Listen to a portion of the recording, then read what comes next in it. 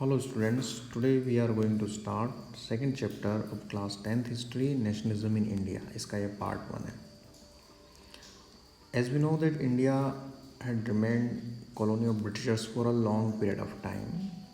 हमने पहले की क्लासेस में पढ़ा है कि किस तरह से ईस्ट इंडिया कंपनी इंडिया में पहले ट्रेड के लिए आई और बाद में धीरे धीरे उसने यहाँ पर कब्ज़ा जमा लिया भारत के ऊपर और बहुत लंबे संघर्ष के बाद 15 अगस्त 1947 को इंडिया गॉट इंडिपेंडेंस, भारत को आज़ादी हासिल हुई. इसमें कई लीडर्स का कंट्रीब्यूशन है, कई लोगों का इसमें योगदान है, सब ने अपने अपने तरीके से इसके लिए लड़ाई लड़ी. इस चैप्टर में हम मेनली महात्मा गांधी के उन दो मूवमेंट्स के बारे में डिस्कस करेंगे जिन्हें हम मास मूवमेंट कहते हैं. ऐसे मूवमेंट जिसमें पहली बार जनता ने बड़े पैमाने पर हिस्सा लिया. पहला मूवमेंट है नॉन कोऑपरेशन मूवमेंट और दूसरा है civil disobedience movement.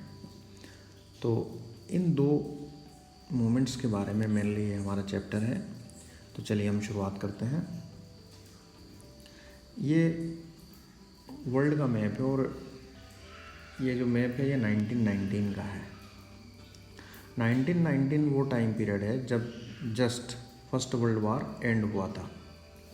First World वार लड़ा गया 1914 से लेकर के 1918 के बीच में. और इस फर्स्ट वर्ल्ड वार की वजह से पूरी दुनिया में कई सारी समस्याएं पैदा हुई. Mainly it was fought in Europe. Here you can see Europe continent. Mainly ये यूरोपियन पावर्स के बीच में लड़ा गया था, लेकिन इसके जो इम्पैक्ट था, जो असर था, वो पूरे दुनिया में महसूस किया गया.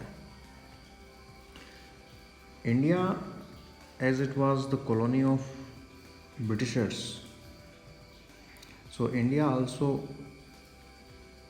Felt the effects of First World वार.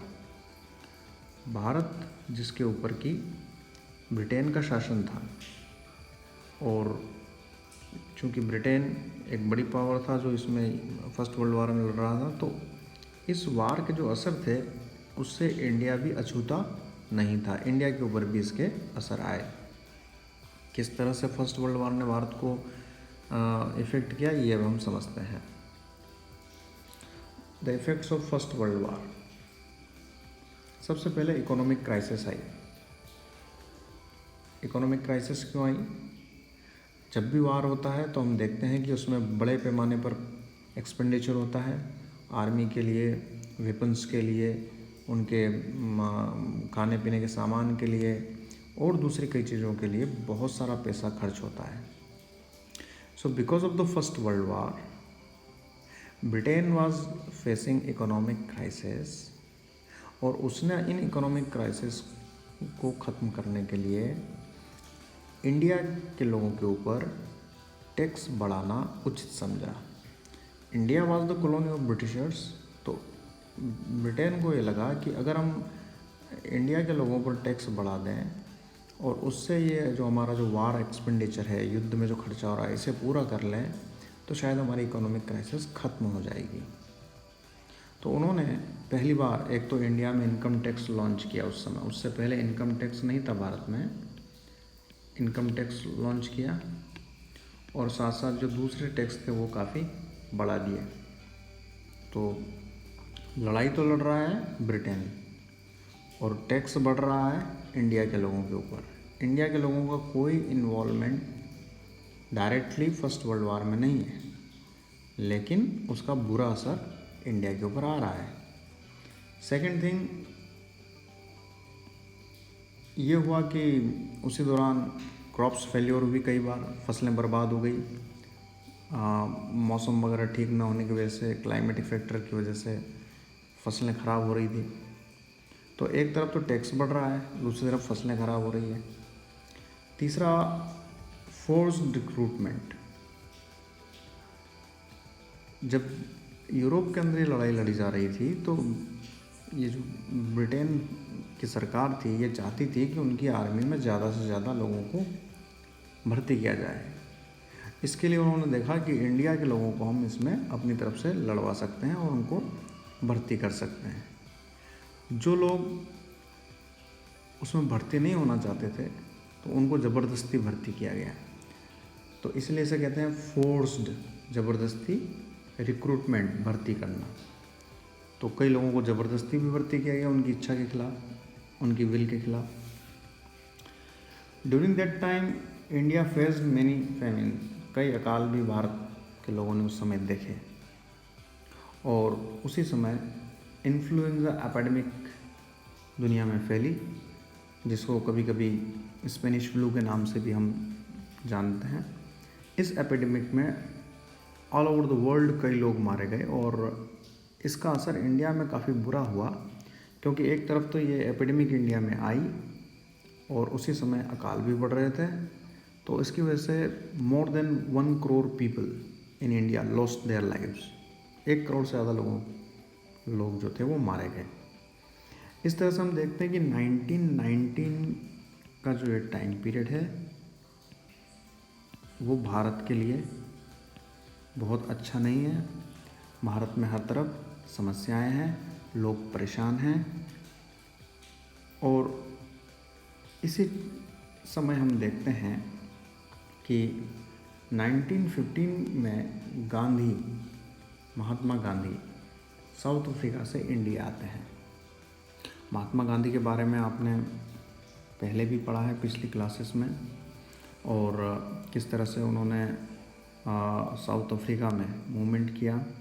तो साउथ अफ्रीका में लंबा समय गुजारने के बाद और वहाँ पर अपने वहाँ की जो कॉलोनियल गवर्नमेंट है उसके खिलाफ मूवमेंट करने के बाद और वहाँ पर सफलता हासिल करने के बाद वो 1915 में इंडिया आए।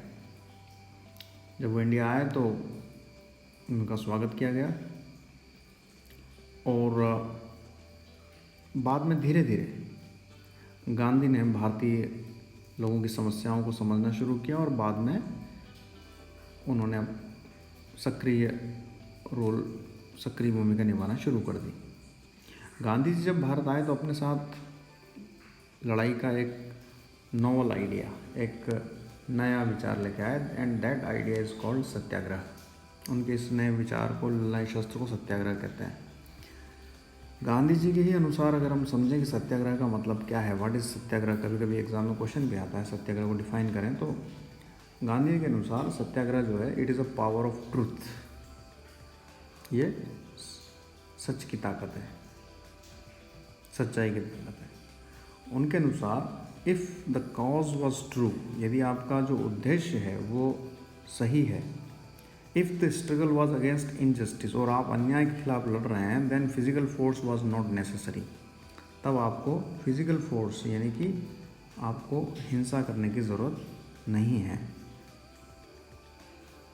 टू फाइट द ऑप्रेसर, जो आपके ऊपर अत्याचार कर रहा है उससे लड़ने के लिए आपको वायलेंस करने की ज़रूरत नहीं है। यदि आप आश्वस्त हैं कि आप जो कर रहे हैं वो ठीक कर रहे हैं, आपका मकसद सही है, तो आपको हिंसा करने की ज़रूरत नहीं है।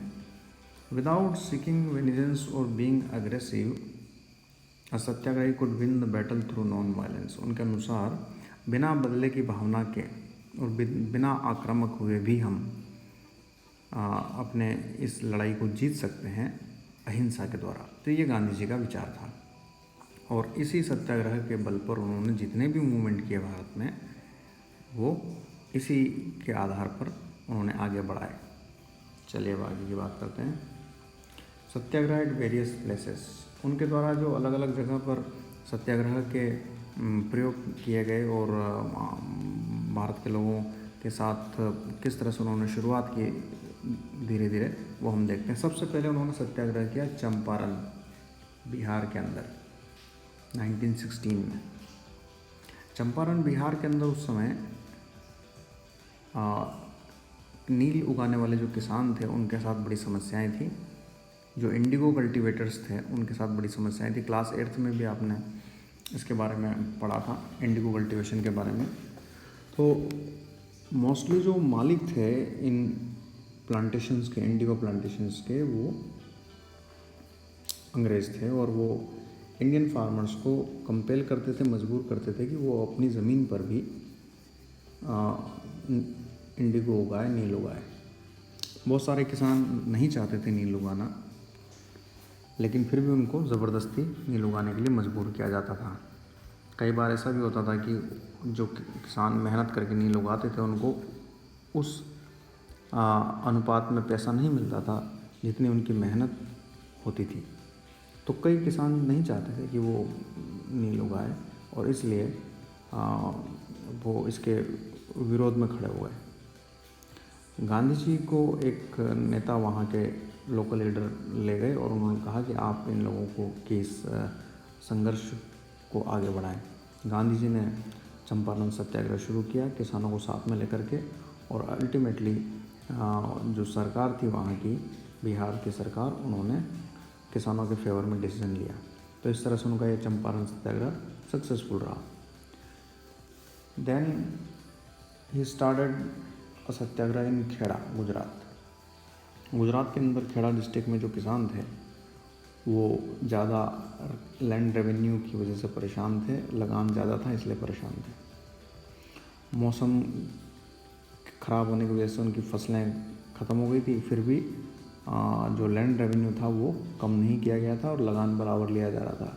किसानों ने कहा कि वो ऐसी कंडीशन में लगान नहीं दे सकते जब फसलें पूरी तरह ख़राब हो गई, but government was not paying any attention to their problem. तो अल्टीमेटली लोकल लीडर्स और गांधी, उन्होंने मूवमेंट को आगे बढ़ाया और इस तरह से किसानों के इस मूवमेंट को भी सक्सेस मिली और लगान जो था वो कम कर दिया गया। फिर एक आंदोलन किया गया अहमदाबाद के अंदर, गुजरात के अंदर, जो कॉटन मिल वर्कर्स थे। उन कॉटन मिल वर्कर्स की डिमांड थी कि उनकी जो वेजेस हैं, मजदूरी है, वो बढ़ाई जाए। लेकिन मिल वर्क जो मालिक थे, honours, they were not increasing there wages. तो इस बात को लेकर के मिल वर्कर्स ने गांधी जी को बुलाया और अपनी प्रॉब्लम्स से उनको अवगत कराया।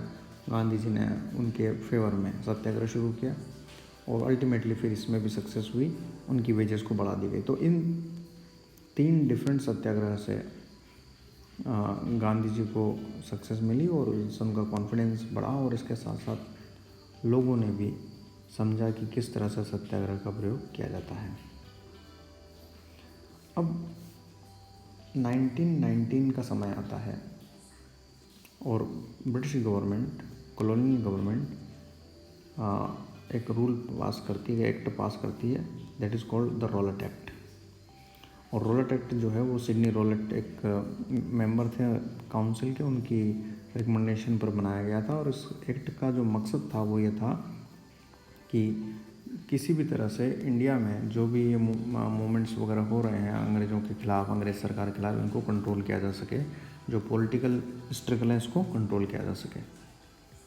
तो रॉलेट एक्ट में ये प्रोविज़न था कि any Indian can be put behind the prison for 2 years without any trial. बिना केस चलाए किसी भी भारतीय को शक के आधार पर भी 2 साल के लिए जेल में डाला जा सकता है। तो इस कानून को लेकर के भारत के लोगों में बहुत तेज आक्रोश फैल गया। गांधी जी ने भी कहा कि ये किस तरह का कानून बनाया है, इस कानून में तो न तो अपील है, न वकील है, न दलील है, हम अपने बचाव में कुछ कह नहीं सकते और केवल शक के आधार पर ही आप जेल में डाल रहे हैं और वो भी 2 साल के लिए। तो ये तो नाइंसाफ़ी है। तो रॉलेट एक्ट को के खिलाफ गांधी जी ने ऐलान किया कि हम सत्याग्रह कराएंगे। 6 अप्रैल का दिन चुना गया, 6 अप्रैल 1919। पूरे भारत में सत्याग्रह के का आह्वान किया गया और हड़ताल के लिए लोगों से कहा गया। पूरे देश में हड़ताल हुई 6 अप्रैल के दिन और ये सक्सेसफुल रही। और इसके बाद फिर धीरे धीरे और मूवमेंट आगे बढ़ने लगा। गांधी जी पंजाब जाना चाहते थे लेकिन उन्हें दिल्ली में गिरफ्तार कर लिया गया और वापस मुंबई भेज दिया गया। अब इसी दौरान अमृतसर के जलियांवाला बाग में इसी तरह का एक लोगों का प्रोटेस्ट चल रहा था। वहाँ बैठ कर के वो लोग मीटिंग कर रहे थे और जो घटनाएं उस समय घट रही थी उनका विरोध कर रहे थे। और उसी समय पंजाब के अंदर मार्शल लॉ डिक्लेयर कर दिया गया और जनरल डायर वो जलियांवाला बाग में पहुँचे और उस जलियांवाला बाग में केवल एक ही एंट्री पॉइंट था, एक ही एंट्री गेट था। उस एंट्री गेट पर आकर के उन्होंने बहुत ही शॉर्ट वार्निंग के साथ फायरिंग शुरू कर दी और इसमें कई लोग मारे गए। इस घटना को हम इंडियन हिस्ट्री में जलियांवाला बाग मैसेकर, जलियांवाला बाग इंसिडेंट के नाम से जानते हैं। और इसके बाद पूरे पंजाब में लोगों को बहुत ही क्रूअल मैनर में परेशान किया गया। लोगों को कोड़े मारे गए, सड़कों पर उनको रेंगने के लिए मजबूर किया गया, लाठीचार्ज हुआ, कई लोग इसमें मारे गए। अब जब इस तरह का घटना घटी तो जाहिर है कि जलियांवाला बाग में जो निर्दोष लोगों को मारा गया तो लोगों में काफ़ी गुस्सा था। फिर उसी समय एक और घटना हुई, खिलाफत मूवमेंट। खिलाफत मूवमेंट के बारे में हम समझते हैं कि 1914 से 1918 जो वर्ल्ड वार लड़ा गया तो उसमें एक बार मैं फिर से आपको मैप में ले जाना चाहूँगा। यहाँ पर आप देखें, ये टर्की। इससे पहले हमने एक चैप्टर में पढ़ा था ये कि टर्की में का यूरोप के कुछ हिस्सों पर शासन था और उसको हम बोलते थे ऑटोमन एम्पायर। तो ऑटोमन एम्पायर का जो हेड था वो था खलीफा, एंड खलीफा was religious head of Muslims all over the world. पूरे विश्व में जितने भी मुस्लिम थे उनके वो रिलीजियस हेड भी थे और पॉलिटिकल हेड भी थे।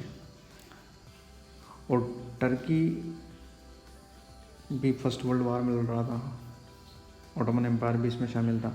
जब वर्ल्ड वार ख़त्म हो गया तो टर्की जिस ग्रुप में था वो ग्रुप हार गया। तो जो खलीफा थे उनकी पावर्स को बहुत ज़्यादा कम कर दिया गया। तो इसकी वजह से पूरी दुनिया में जो मुसलमान थे वो नाराज़ थे और वो खलीफा के साथ अपना सपोर्ट शो करना चाहते थे। तो यही इंडिया में भी हुआ। इंडिया में भी जो मुस्लिम थे उन्होंने खलीफा के सपोर्ट में एक मूवमेंट शुरू करने का विचार किया जिसको हम खिलाफत मूवमेंट कहते हैं। तो ये खिलाफत मूवमेंट दो भाइयों मोहम्मद अली और शौकत अली ने मुंबई में इन्होंने कमेटी बनाई, खिलाफत कमेटी, और इसको शुरू करने का विचार दिया। महात्मा गांधी ने इस अवसर को हिंदू मुस्लिम यूनिटी के रूप में देखा। उन्होंने कहा कि ये एक ऐसा अवसर है जब हमें हिंदू और मुसलमानों को एक साथ आना चाहिए और अंग्रेज़ शासन के खिलाफ लड़ना चाहिए। तो Gandhi ji was also made the member of Khilafat committee और इसके साथ ही खिलाफत मूवमेंट भारत में शुरू हुआ। चलिए अब इससे रिलेटेड कुछ प्लेसेस जो आज हमने डिस्कस किए देख लेते हैं। अमृतसर, ये जलियांवाला बाग हत्याकांड। अहमदाबाद, मिल वर्कर्स के फेवर में सत्याग्रह हुआ। खेड़ा किसानों के लिए हुआ। और चंपारण जहाँ पर इंडिगो कल्टीवेटर्स के लिए हुआ। बाकी प्लेसेस का जब हम डिस्कस करेंगे तो उसके बारे में बताएंगे आपको। ये जलियांवाला बाग का पिक्चर है, आप देख सकते हैं कि किस तरह से यहाँ पर लोगों को ऊपर फायरिंग की गई। चलिए अब इस पर जो क्वेश्चंस बनते हैं वो हम डिस्कस कर लेते हैं। What were the adverse effects of the First World War on Indian people? Explain the idea of Satyagraha.